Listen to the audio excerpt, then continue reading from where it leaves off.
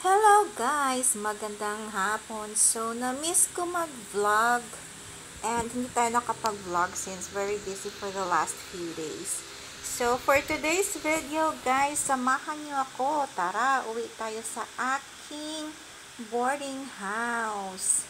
So, ngayon, nag-boarding house ako dito sa city kasi nakakapagod magpabalik-balik pa uwi sa Barotac Viejo. So, ayan guys.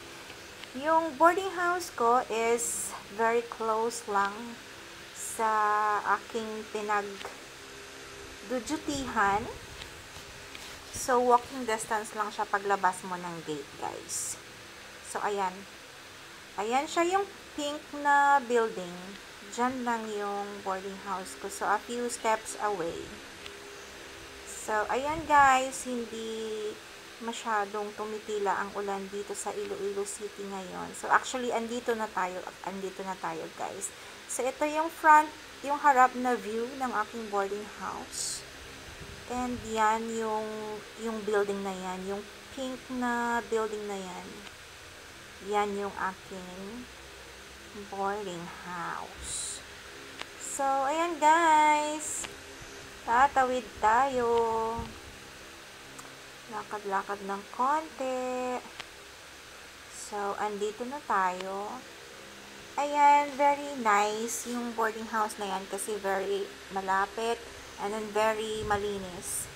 Ang bait pa ng may-ari, guys. So, ayan, nagdo-doorbell lang ako since wala akong susi sa gate. Then, binubuksan lang ako ng katiwala. So, over there, nasa first floor ako guys, kaharap ng kalsada. So, ang ganda actually, kasi kasama ko dito puro mga doctors and nurses. So, 'di ba, ang ganda ng ambience ng boarding house nila. So, ayan yung view ko from outside my room, guys. So, church ata yan. So, ayan. Ito lang yung room ko, yung sa gilid lang siya.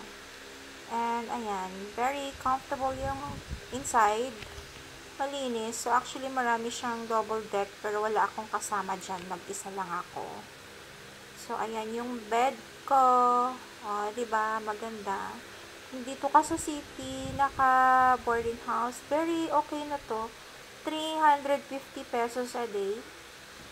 So, ayan, yung may matulugan lang ako every night na comfortable. Okay na ako. So, yan yung aking restroom. Mag-isa lang akong gumagamit niyan. So, ito yung aking place to stay or place to sleep for the next few days, guys.